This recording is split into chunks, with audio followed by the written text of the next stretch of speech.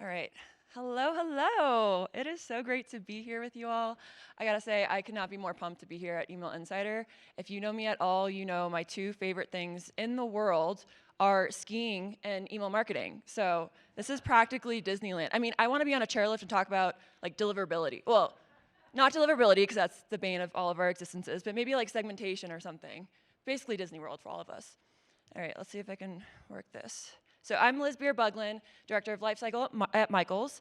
And if you've been living under a rock for 51 years and you don't know Michaels, we are the leading creative destination across the US and Canada with over 1,300 stores. And a little over a year ago, we launched our new brand, Everything to Create Anything, with the purpose of fueling the joy of creativity and really being the destination for where ideas come to life. Now, we have been on an incredible trajectory of transformation, not just as a business, but really within our Lifecycle program. We've been really under a lot of change for our email and SMS channels, and that's really what I'm here to chat with you all about today. So I joined a little over a year ago, which does mean that I joined a high-low retailer during the throes of Black Friday. Also means that I was on a lot of antacids at the time. But the stars really align for a marketer when you get to represent the brand that you have a personal connection with. For me, I remember going to Michael's growing up at the start of every school year, stocking up on all the gear with my family, for all the classroom necessities, all the stuff that would make my friends jealous, like the scented gel pens. Does anyone remember those? Fast forward a couple decades, and crafting has really become a focal point in my life. It actually brings me great joy, and really I enjoy just expressing my creativity through different mediums, through different projects, as you see here. So whether it was back in the day, buying spiral notebooks and scented gel pens, or nowadays with acrylic paint and new paintbrushes, a trip to Michael's has always been more than an errand to me. It's been an experience.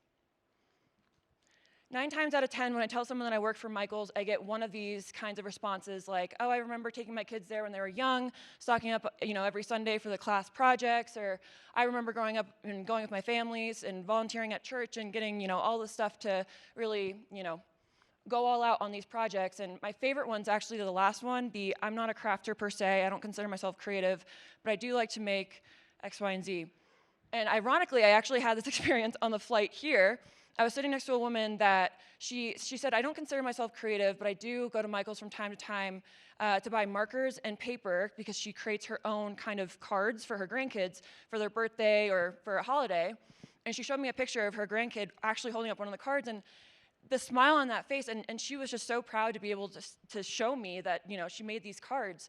And I was like, ma'am, I don't mean to offend you, but you are indeed a creative crafter. Like, I don't know why you're saying that you're not creative. And that's usually my response to anyone that says they're not creative. We all are creative, okay? Let's just get that straight. But the thing that these responses all have in common is that their Michael's experience is remembered and told through a story. All of our brands are experienced, and those experiences are remembered through stories. For me, I remember a couple Christmases ago, my husband and I, we were trying to get home to Columbus, Ohio for his family's holiday. We were flying from Colorado, where we're from, and connecting through Detroit, ultimately to get to Columbus, Ohio. And as soon as we land in Detroit, we find out all flights are grounded from a storm. And don't worry, United Airlines, we were flying Delta, so no worries there. We find ourselves at a rental car place at 4 a.m. on Christmas morning, just thinking, okay, we'll make the drive just to get there in time. Sure enough, we got the last car on the lot, and we were able to make it in time for breakfast that Christmas morning. On paper, that company had sold us a car for a couple of days, but that brand enabled us to get home and spend the holiday with our family that day. Thus, our brands are felt. These experiences are felt. So as marketers, how do we ignite these stories for our customers? At Michael's, how do we ignite the crafter's story? In other words, with Everything to Create Anything, how do we empower everyone to create anything? Mandy, we're going to trademark that. To answer this question, let's go back to January 2024, the beginning of this year, when our fearless leader and CMO, Mandy, sitting right here, kicked off the year of the customer. The year where we put a fierce dedication to putting the customer at the center of everything we do. The how, the what, the why are all derived from the customer. So we had a study done by an agency that looked at over 2 years of transactional data and conducted qualitative and quantitative research on our Michaels ecosystem to really understand the customer personas that make up our Michaels customer base. We learned about the crafter, the core crafter that creates from scratch, the one that doesn't buy pre-made. She only really wants to create from scratch because she's a core cross-crafter that can really learn any new skill and become an expert in it in no time. And I'm gonna take a sip of water because I don't know if you guys can tell, but I'm very dry. This elevation is getting to me. Anyone else? Anyone first time? Yeah, okay. I'm not alone. I mean, honestly, maybe we'll just kind of carry this. Maybe not, okay. The core crafter. So we learned about this core crafter. She is seeking inspiration from brands to really see what's next for her projects. She wants to really create from scratch and never really buy pre-made because she wants full autonomy over her kind of one-of-a-kind project. Okay, the decorator. We learned about this decorator. They really want to carefully curate their own space, create one-of-a-kind or buy one-of-a-kind pieces to really push the bounds of what it means to decorate her space, to really represent who she is. So we started learning about all these different types of customer profiles that make up our Michaels ecosystem. We learned about the teacher that is buying and stocking up for their students. We learned about the creative parents stocking up for their kids, or the price-sensitive deal hunter that is only shopping our sales. We started studying these as a marketing organization and really uncovering the depths of these customer profiles. We learned, why do they craft? Why do they choose Michaels? Why don't they choose Michaels? What are their pain points? What categories are they shopping? Where do they find inspiration? And all of these answers started enabling the storytelling within our channels, and specifically email, where we really have the real estate to storytell. So for the customer that loves to create from scratch, we really take a DIY lens, never showing pre-made, only really showing the raw materials, because we know that they want full autonomy over their one-of-a-kind project. They don't want to be shown kits or pre-made items. For the cross-crafter looking for what's next, we started a whole campaign about adopting and learning a new hobby, featuring the supplies, all the supplies you need to get started, and then followed by education, classes, DIYs to educate them on this new hobby, really being a one-stop shop for all hobbyists. And then for the decorator, we know that there's a vast spectrum of different styles that our decorators are shopping, specifically because they want to pick and choose and curate their own style. So we show the breadth of assortment. And our merchandising department has done a phenomenal job these past couple years of creating a lot of variety in our stores. If you have not checked out the latest decor collections, I highly recommend you do so. And then the trend seeker. We know that our customers are coming to us to shop these viral trends like the eye color bead bracelet trend, which I still need to try, the junk journaling trend. I think we all know the friendship bracelet trend. So we've been really in lockstep with our brand, our PR, and our social team to understand what's going viral out there. How do we tap into these stories to be that destination for these customers? And then the teacher segment. So our teachers are a core part of our Michaels ecosystem. We not only offer them a special discount for being a verified teacher, but we also share in their goal of creating an inspiring learning environment within their classroom and really tell stories as such. We also understand that shopping at Michaels sometimes is a functional purchase. It's really just, stocking up for their classroom, stocking up for their students, and it's not necessarily a more fun purchase, but it's more of a pain point. So we share that sentiment and really lean into that hard-hitting value story. And then for the creative parents, we know there are a multitude of life moments that can start with a trip to Michaels, so we lean into those stories, those moments like prom, graduation, holidays, vacations, really telling those stories to those creative parents so that they can craft those unique memories at Michaels. So understanding our customers deeply and having something important to say rather than just to sell has really allowed us to reach new heights within our email engagement. So I'm sure we all understand as marketers in the room how a concept can lose its shape from origination to deployment. And that's why it's critical to the efficacy of storytelling to be in lockstep with all contributors along the way, for all contributors to have a deep understanding of the who. So we made a few process improvements this year where we are really emphasizing the who at each internal touch point. So starting with the brand kickoff, our brand team will kick off a campaign and do a deep dive into the customer profile that we are targeting. They really go into the pain points that we're solving, the who behind the message. Then translate it into a channel brief, and the channel owners always provide the who at the top of the brief. If I can leave you all with anything, it's include the who in every brief. Then creative executes with the who at the forefront, and they reflect the messaging to reflect the customer. And then step one, but before we get into any creative review, we always say, who is this going to? So that we are grounded in the who before we even get to the what. Okay, we are speaking to the customer profiles, we are speaking to these personas, check, check. But how do we level up to get to that one-to-one level that we all seek as marketers? When this customer is browsing, searching, carting, favoriting, shopping, doing anything with our brand, they are giving us signals. Every day, our customers are giving us first-party signals. We can set up an abandonment series and call it a day, or we can allow for our emails to pivot in real time to that recent signal for the optimal one-to-one customer experience.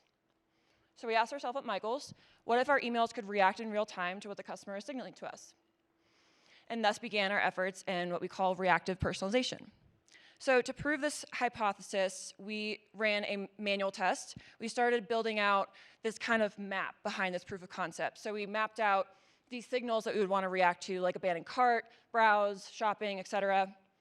The categories at our disposal, the categories that make up Michaels, fine art, decor, storage, the list goes on. And then the content themes that we can wrap around these categories. So like new arrivals in yarn, or bestsellers in decor, so on and so forth. And then here's where it gets scrappy.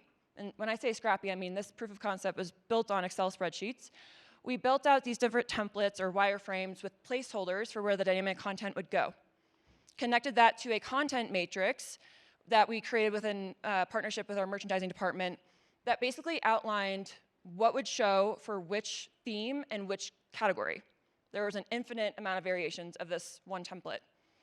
Connected that to our product feed so that we'd always have real-time product information, like if it was on sale or reg price. And then that powered the dynamic content that you see to your right. Behind the scenes, we had 3 different data platforms powering the decisioning behind what category would show for which customer. If you know me, I am a big fan of single sources of truth, right, Will? And I'm always trying to consolidate our data, but when you're running a proof of concept, you can't always consolidate your data. You can't always have one single source of truth. You got to use the tools at your disposal. So we had our CDP running all purchase data, all real-time purchase data, our first-party pixel through movable ink, running all e-com engagement, all online real-time behavior, and then our data warehouse was responsible for all the 12-month category affinity fallbacks, meaning if someone had not engaged in real time, then we did still have something personalized based on the most common category that they're shopping within the year, that sort of thing. And the result is this dynamic template that prioritizes abandoned cart behavior, then abandoned browse behavior, and then shopping behavior, all within a real-time amount of days. And then if there's no real-time signals, we fell back to the 12-month category affinities. So as you can see, this customer received a kid's email, went out to our site, started browsing, and then they came on this yarn SKU, added to their cart. Oh no, they did not check out, they did not buy it, they abandoned it, and they go back to their email, and now it is a yarn email. So we've proved our hypothesis. Sorry guys, it is really dry up here, this elevation. I'm from Colorado, so it's surprising that this is actually affecting me. All right, so we proved our hypothesis. This is a lucrative opportunity for the program. When comparing our treatment group that received this email every day versus the business as usual kind of templates, we saw a 44% increase in engagement overall. And then when we compared the real-time content versus the fallback, engagement skyrocketed. So it's really something that we've proved is worth investing as a program. Next steps are how we get our merch department to not be powering hundreds of spreadsheets, and how do we automate this? So 3 next steps is really automating at scale. How do we get an algorithm that is smarter than us to really decide what to show for the customer? Step 2 is expanding reactive signals. How do we get beyond just cart, browse, and shopping behavior? How do we get the search behavior? They favorited something, they took a class at Michaels, they looked at a project. And then how do we grow into more defined storytelling, kind of like what we were going over a few minutes ago, education, trend. This proof of concept was really about 6 different themes around kind of these categories. So how do we go beyond just showing product, but really educating the customer? So more to come on all things reactive personalization, but we're going to switch gears a little bit to SMS. So the year of the customer would not be complete without SMS. I'm sure we're all very painfully aware of how much SMS costs. I'm sure we're all trying to figure out ways to make the most of our dollars within our text program. At Michaels, we realized very early into the tenure of our text program that we need these messages to drive an in-store or online purchase. We just don't have the liberty, the financial liberty, or even the real estate within 160 characters to do much storytelling. We know what works, coupons and promos. But what about the who? We have a multitude of ways of slicing and dicing our audience. So we've invested in data science models that really determine the customers that are likely to purchase within a certain amount of time. We've sliced our audience based on customer sales attribution. We have a depository of types of segmentations to go after.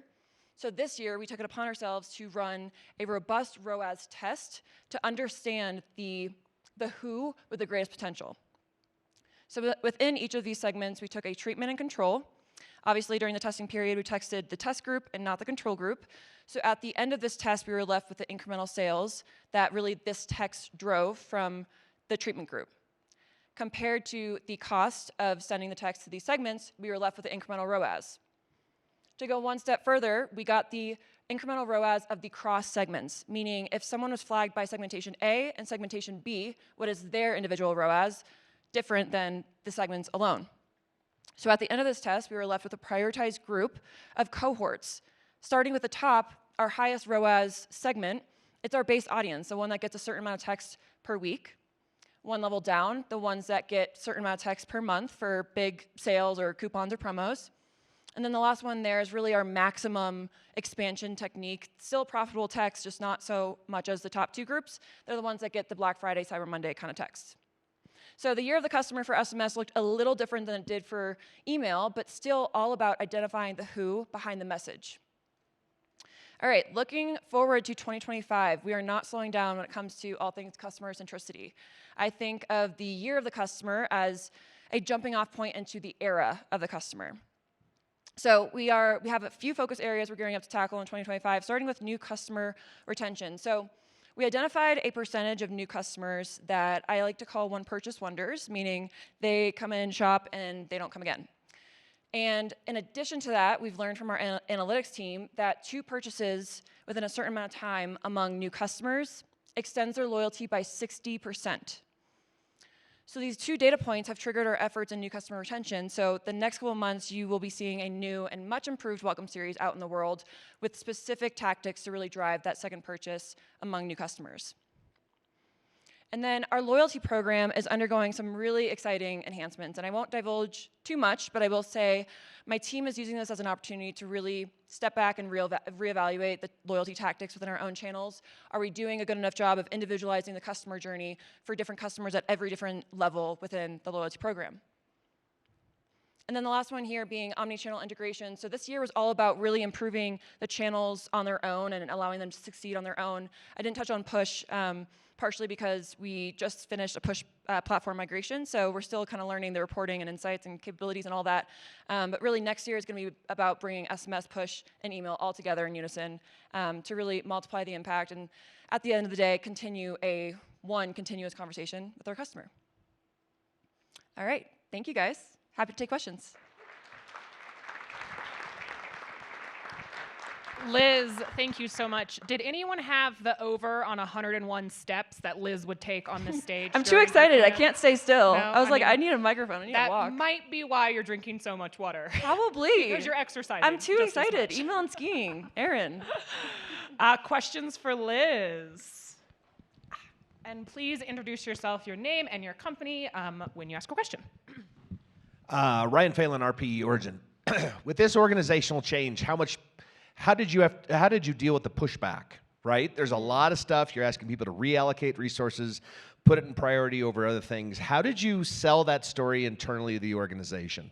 Great question. A lot of this work takes some internal campaigning. I will say it does start with leadership, and I'm lucky to work under Manny Rassi, who is all about customer centricity and all about innovation. And if she identifies, a spot to change or improve, she goes after it, and that carries down into the marketing org. So that's step 1. But step 2 is also having a lot of meetings with internal stakeholders to make sure that they all feel, brought up to speed. I will say, a huge process improvement that I think my team has really been focusing on this year is making sure that when we are running something, one, everyone's involved and up to speed on it, but two, when you get reporting back, you do meet with them and give them, this is how it performed, this is how your work paid off. So as we kind of, chipped away at some of this personalization and some of this storytelling, we were able to say like, hey, creative team, we know that you're, delivering a lot more assets than last year, than usual, but this is what the payoff is, and we have these numbers to share. Yeah, thank you. Hey, Liz, this is Justin Price from the Milwaukee Bucks, right here. Oh, you're right in the limelight. Right. Yeah, great presentation. So I had a two-part question. So first part of our question is, what was the time frame in which a lot of the testing took place, knowing that you all have seasonality to deal with, a lot of campaigns? And then my second question is, what does the breakdown of you all's team look like? So just for us, as a sports team, we're very lean, and that's probably an understatement. So just want to understand, like, how did the division of labor get parsed out to different individuals, knowing that bandwidth is obviously a concern? Yeah, great question. So first one, the testing period was in March and April. It ran for a few weeks, and it was during a time that we didn't have one of our biggest sales, like lowest price of the season. We wanted to make sure that nothing was influencing really the integrity of the test. And then second question, so the layout of my specific team, our Lifecycle organization is divided into like mass email marketing, more of the marketing side, CRM, which is obviously still email, but more of the journeys and triggers. We have our mobile side, and then we have a maker place business, which is also something I did not touch on today because we don't have enough time, but it's basically a new business unit that we've started, similar to an Etsy kind of business. So it's basically just kind of divided out by the specific channels. And then ultimately, we're all under the loyalty and marketing technology and analytics umbrella. So I do have a very close partnership with our analytics team, our CDP team, which opens a lot of doors. And I will say, if anyone's out there that kind of feels like there is that silo, just try to break down that silo, because working closely with the CDP and analytics team really does come into a benefit. Liz, I have a question. You talked about all of the different partners and vendors that you work with to help enable some of this automation and personalization that you have going on. How do you ensure they all work together for your shared business goal? Good question.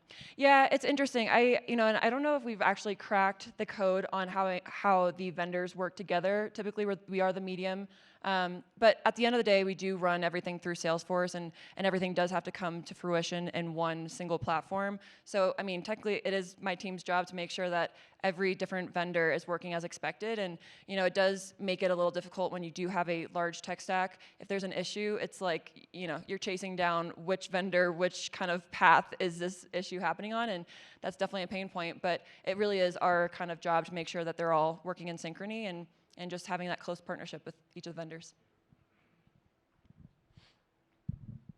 Hello, Jason Simon with Oracle. I actually want to follow up on that vendor integration question Okay. because on the vendor side, it's a big issue. Are you comfortable that you're allocating ownership to the appropriate vendors? Because one of the challenges that we run into all the time is if we're the end game as the ESP for somebody, and there's a lot of data moving behind before it gets to us, we end up owning the brunt of the blame when there is a breakdown. So do you invest any time on the client side worried about that, or are you kind of shifting that out to the vendors to say, sort it out yourselves?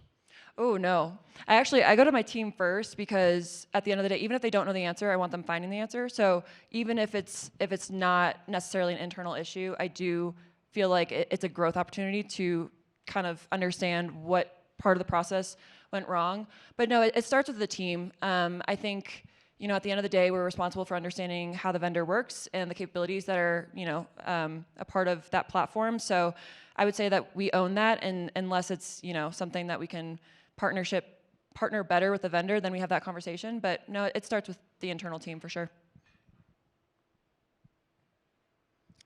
Yeah. All right, so my follow-up to that, sorry, No, don't. but there are vendors in the room who have questions. Yeah.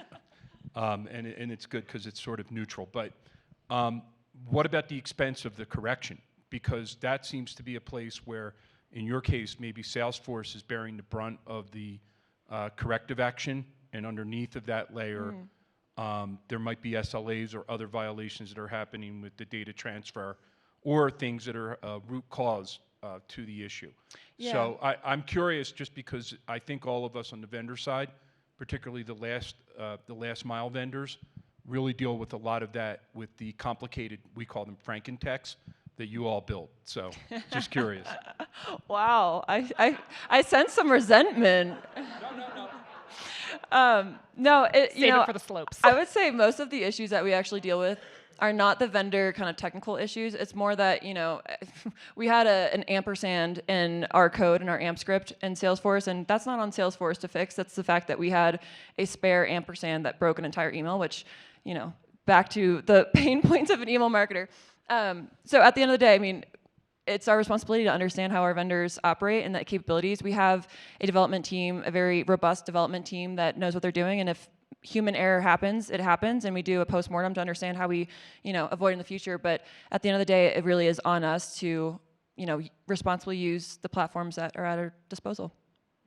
Not defensive, on the offense. Any more questions for Liz? Hey, Doug Parks with Media Post here. Liz, I would love to know, as you enact these changes, it's always, I wouldn't say easy, but our first inclination is to go after the quantitative data of how did it perform, how did engagement rate change, so on and so forth. How are you capturing, considering, reacting to qualitative data, customer feedback channels, your intake to guest support and so on? Yeah, it's a great question. I will say we do lean, on my team, we lean heavier on the quantitative than we do the qualitative, but we do have an insights team that does a kind of community survey on a certain cadence, and they have those town halls that we kind of understand the lay of the land in terms of our customers. But I will say we do lean heavier on the quantitative, for right or for wrong. It's just, we're a data-led organization for sure.